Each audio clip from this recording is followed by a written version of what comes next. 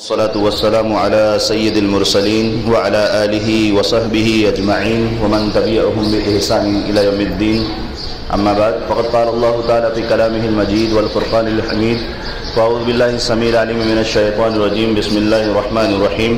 وقل لعبادي يقولوا التي هي أحسن إن الشيطان ينزغ بينهم إن الشيطان كان للإنسان عدوا مبينا. عزیز بچوں، اس سے پہلے ہم نے کافی باتیں اسلام کے تعلق اسلام کے ذریعے سے اپنی حفاظت کے بارے میں ہم نے سنا ہے اور سیکھا ہے. اور ایک مسلمان ہمیشہ اللہ رب العالمین کے حفظ و امان میں رہنا چاہتا ہے، اللہ رب العالمین کی دوستی کو، اس کی ولایت کو برقرار رکھنا چاہتا ہے. اور کوئی بھی ایمان والا اس بات کو پسند نہیں کرتا کہ اس کام کو انجام دے جس سے اللہ ناراض ہوتا ہے. ولایت جو ہے، اللہ تعالیٰ کی دوستی یا اللہ تعالیٰ کا ولی ہونا، یہ ہمارے ایمان کے اوپر ڈیپینڈ ہے. ہم ایمان میں جتنے زیادہ اچھے ہوں گے، عمل میں جتنے زیادہ اچھے ہوں گے، پریکٹیکل چیزوں کو جتنا دھیان دیں گے، اسلامی احکام کو، اللہ کے رسول صلی اللہ علیہ وسلم کے احکام کو، تو ہم اللہ رب العالمین کے اتنے ہی زیادہ نزدیک اور اتنے ہی زیادہ قریبی ہوں گے. اور یہی چیز ہر اللہ کے نیک بندے کے اندر پائی جاتی ہے. الگ سے کوئی دوسری مخلوق نہیں ہے جو ولایت کے لیے اور اللہ کے دوست ہونے کے لیے جس کے لیے یہ شرط لگائی جاتی ہے. اگر ہم اللہ رب العالمین کو خوش کرنے والے کام کرتے ہیں تو ہم بھی اللہ رب العالمین کے ولی ہیں. لیکن ہمارے ایمان کے حساب سے لیول میں فرق ہو سکتا ہے، تفریق آ سکتی ہے، نتیجے مختلف ہو سکتے ہیں کہ کون سا بندہ اللہ رب العالمین کو خوش کرنے کی کوشش کرتا ہے. اگر ہم نے ایمان کے بارے میں ابھی ذکر کیا ہے تو ایمان کا مطلب صرف دل سے ماننا ہی نہیں ہے کہ ہم جن چیزوں کو دل سے مانتے ہیں، دل سے تسلیم کرتے ہیں، قبول کرتے ہیں، تو صرف ایمان وہی ہے، بلکہ ہم دوسروں کے ساتھ کس طرح سے بات کرتے ہیں، دوسروں کے سامنے کس طرح کوئی کام کرتے ہیں، ہمارا اٹھنا بیٹھنا کس طرح ہوتا ہے، یہ بھی ایمان سے جڑا ہوا ہے. اخلاق جو ہے وہ ایمان سے خارج نہیں ہے، ایمان سے نکلا ہوا الگ کوئی پارٹ نہیں ہے. اگر بندے کا اخلاق، مورل کیریکٹر جو ہے، بیہیویئر اس کا جو ہے ٹھیک نہیں ہے تو اس کا مطلب اس کا ایمان بھی ٹھیک نہیں ہے. اس کے ایمان کو صحیح کرنے کی ضرورت ہے. اگر ایمان اچھا ہوگا تب اس کے یہاں سے نیکیاں بھی آئیں گی اور وہ دوسروں کی چنتا بھی کرے گا، اس کو کیئر بھی ہوگی اس بات کی. کیونکہ اللہ رب العالمین نے اہل ایمان کو شیطان کے بہت سارے ہتھ کنڈوں، اس کے ہتھیاروں کے بارے میں بار بار سمجھایا ہے اور بتایا ہے. اور قرآن کی یہ آیت بھی جو آج آپ کے سامنے پڑھی گئی ہے، اس کے اندر بھی اللہ رب العالمین ہم کو بتا رہا ہے کہ شیطان ہمارے اوپر اپنی کوششوں کو کامیاب کرنے کے لیے ہر طریقے اپنانے کے لیے وہ راستے تیار کرتا ہے، بناتا ہے. اس میں انسانوں میں سے، جناتوں میں سے وہ لوگوں کو چنتا ہے کہ وہ اس کے کام کو، اس کے مشن کو کمپلیٹ کرنے کی کوشش کریں. برائی کو پھیلانے کے لیے ابلیس ہمیشہ ڈیلی سمندر کے اوپر، سی کے اوپر بیٹھ کر اپنے لوگوں کو لے کر بیٹھتا ہے. ایویلیوشن ہوتا ہے، آج آپ نے کیا کیا، آج آپ نے کیا کیا، آج آپ نے کیا کیا. اور جس شیطان سے خوش ہوتا ہے اس کو عزت دیتا ہے، اس کا اکرام کرتا ہے، اس کو رسپیکٹ دیتا ہے، اپنے بازو میں بلا کر بٹھاتا ہے. اللہ رب العالمین نے قرآن کی آیت میں آپ سورہ ناس پڑھتے ہیں، وہاں اشارہ دیا ہے اللہ رب العالمین نے. سورہ بقرہ میں اللہ رب العالمین نے منافقین کی بدماشیوں کی وجہ سے شیطان کا ورڈ یوز کیا اللہ رب العالمین نے کہ جب مسلمانوں کے ساتھ ہوتے ہیں تو کہتے ہیں کہ ہم تمہارے ساتھ ہیں، لیکن جب وہ شیطانوں کے پاس جاتے ہیں، یعنی وہ برائی کی وجہ سے اللہ رب العالمین نے شیطان کا ٹائٹل انسانوں کو دیا ہے. اگر ہم اپنے بیہیویئر میں برائیوں کو زیادہ اپنانے کی کوشش کرتے ہیں، ہماری باتیں اسلام کی ٹیچنگ سے خلاف ہوں، تو ہمارے اندر بھی وہ شیطانی صفت کی وجہ سے ہم بھی شیطان کے دوست ہیں، شیطان کے مشن کا حصہ ہیں، اللہ رب العالمین کے مشن کے خلاف ہیں، اور برائی کے پھیلانے میں ہمارا بہت اہم رول ہوگا. اللہ رب العالمین نے اپنے نبی کو حکم دیا کہ اے محمد صلی اللہ علیہ وسلم، میرے بندوں سے کہہ دو التی ہی احسن، جب وہ بات کریں بندوں سے تو بات کرنے کے وقت اچھی باتیں کریں. بات کرنے کا جو انداز ہوگا وہ اچھا ہوگا، بات کرنے میں ان کے یہاں اچھائی پائی جائے گی. ان الشیطان ینزغ بینہم، اللہ رب العالمین نے اس کی وجہ بتلائی ہے کہ جب بات کریں گے تو بات کرنے میں زبان کا صحیح استعمال ہونا چاہیے، کیونکہ اسی زبان کے مس یوز کی وجہ سے ہم نے جو الفابیٹس سیکھے ہیں، جو ورڈز کو آگے پیچھے فریم کر کے باتیں کرتے اور لکھتے ہیں، ان کے ذریعے سے شیطان ہمارے درمیان بدماشی کرتا ہے، ہمارے دلوں میں نفرت پیدا کرواتا ہے، لوگوں کو ایک دوسرے سے جدا کرواتا ہے. ان الشیطان کان للانسان عدوا مبینا، اللہ تعالیٰ نے قرآن کی آیت میں کہا کہ شیطان انسانوں کا کھلا ہوا دشمن ہے، ایسا دشمن نہیں کہ جو چھپا ہوا ہے. اور ہم انسانوں کی بیوقوفی یہ ہے کہ ہم اپنے کھلے ہوئے دشمن کو اپنا دوست بنا کر پھرتے ہیں. وہ باتیں جو اللہ کے رسول نے منع کی ہیں یا اللہ رب العالمین نے منع کیا ہے، جس بات کے انداز سے ہم اس کی توجہ نہیں کرتے. سورہ بقرہ کی آیت نمبر 83 جب پڑھیں گے تو اللہ رب العالمین نے بنی اسرائیل کا ذکر کیا ہے کہ وَإِذْ أَخَذْنَا مِيثَاقَ بَنِي إِسْرَائِيلَ. اللہ تعالیٰ نے وہاں پر کئی چیزیں گنائی ہیں کہ ہم نے موسیٰ علیہ السلام کی جو قوم تھی اس سے کوننٹ لیا تھا بہت زیادہ باتوں کے اندر. تو 5ویں 6ویں نمبر پر اللہ رب العالمین نے جس چیز کا ذکر کیا ہے وَقُولُوا لِلنَّاسِ حُسْنًا، کہ لوگوں سے حسن والی بات کرو. اور حسن کا جب مطلب ہم سمجھتے ہیں تو اس میں ساری اچھائیاں ہوتی ہیں، خوبصورتی آتی ہے، نیچر کی اچھی اچھی بیوٹی والی چیزیں ہماری آنکھوں کے سامنے گھوم جاتی ہے.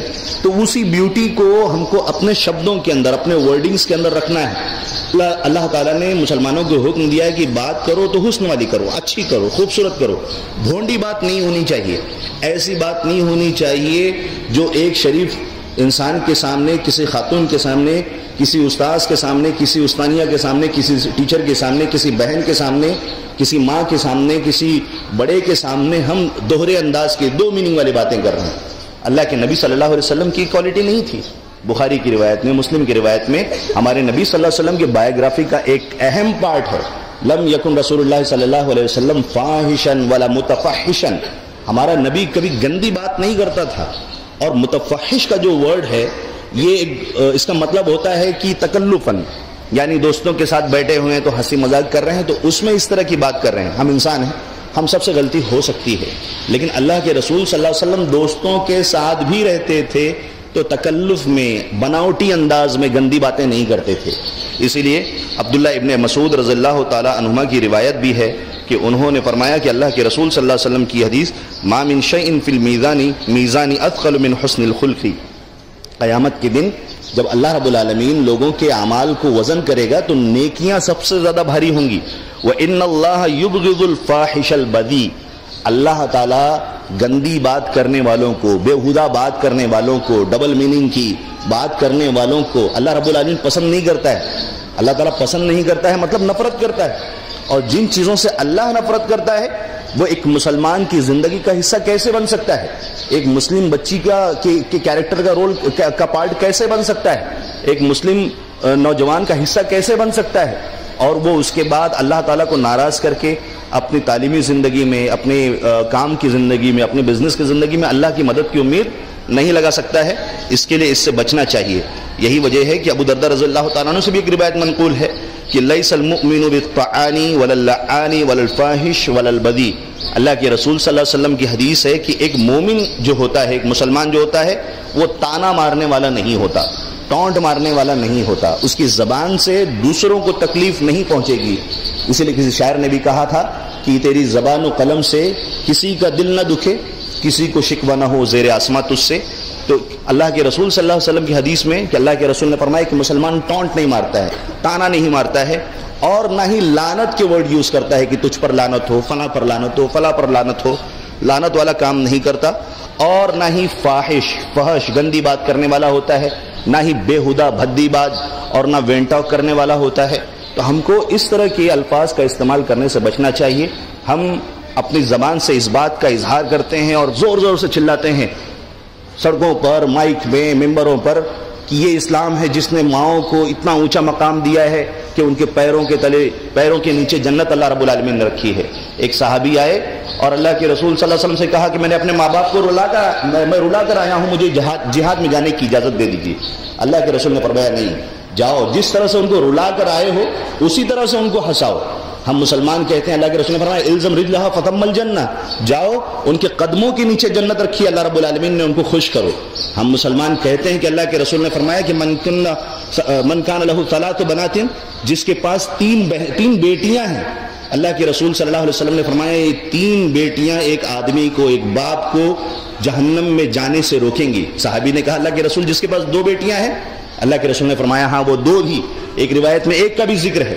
اللہ کے رسول نے ایک دوسری حدیث میں فرمایا کہ جس کے پاس 3 بہنیں ہیں، 3 اور اسی طرح سے اللہ کے رسول صلی اللہ علیہ وسلم نے اور بھی چیزیں گنائی ہیں. اللہ کے رسول نے فرمایا نعمت جو اچھی بیوی ہے، جو اچھی عورت ہے، وہ دنیا کا سب سے بہترین سامان ہے.